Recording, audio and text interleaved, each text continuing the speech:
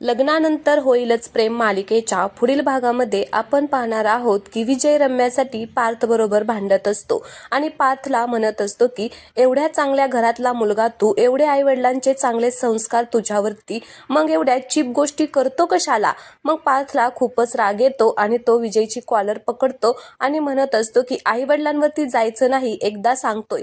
मग आता विजय सुद्धा खूपच चिडतो आणि पार्थला बोट दाखवून म्हणत असतो की तू सुद्धा रम्याच्या नावाने वाटेल ते खपवायचं नाही, काहीही खोटं तिच्या नावावरती लावायचं नाही. तर मग पार्थ म्हणत असतो की तुझ्या खोटारड्या बायकोला घेऊन जा तुझ्या घरी आणि काय लाड करायचेत ना ते करत बस. मग विजय म्हणतो की नेणारच आहे, पण तोपर्यंत तिला अशा प्रकारचं टॉर्चर केलं ना तर जगणं हराम करील मी तुझं.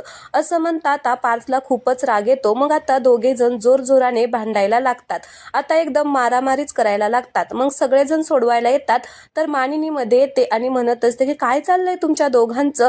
तर मग पार्थ म्हणत असतो की स्वतः मला जर यापुढे हा माणूस घरामध्ये दिसला ना, बघ माझ्यासारखं वाईट कोणीच नाहीये, या माणसाला पुन्हा मी या घरामध्ये बघू शकत नाही.